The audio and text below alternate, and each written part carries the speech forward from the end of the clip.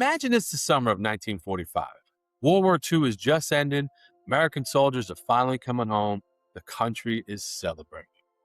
But there was another victory most people never really heard about, a victory against insects. Hi, everyone. I'm Nick with All Stars Pest Control. Welcome back to 250 Years of Pest Control in America, Episode 4.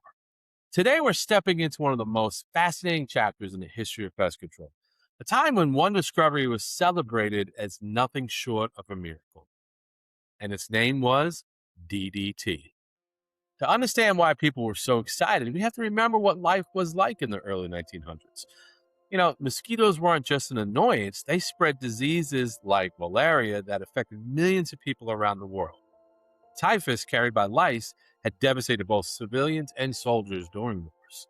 Farmers struggled to protect crops from destructive insects. Families battled flies and fleas, bedbugs, and mosquitoes with very limited options. Then came DDT.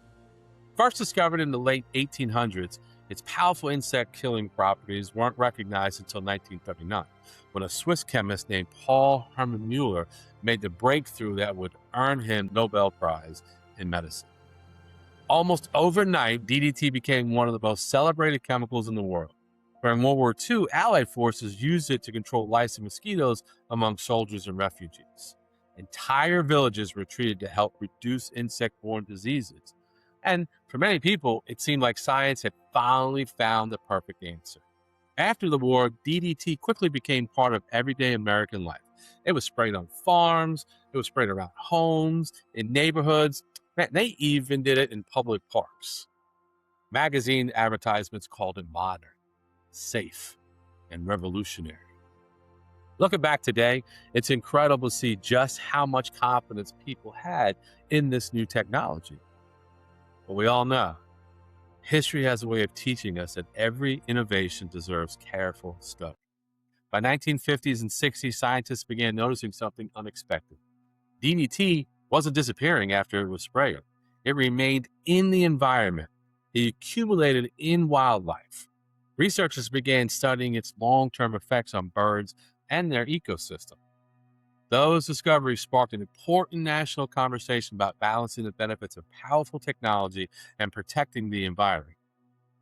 So in 1962, author Rachel Carson published Silent Spring, a book that challenged Americans to think differently about pesticides and their impact on nature. The conversation that followed changed environmental policies in the United States and eventually led to DDT being banned for most uses in 1972. So, whether you view DDT as a scientific breakthrough, environmental lesson, or a little bit of both, its story reminds us that history is rarely black and white. It's often a journey of learning, adapting, and improving as we discover more. So tomorrow, we're going to explore how pest control entered a whole new era, one focused on understanding pest behaviors, using targeted treatments, and developing the modern practices that continue to evolve today. I'm Nick with All Stars Pest Control. Thanks for joining me for another chapter in 250 Years of Pest Control in America.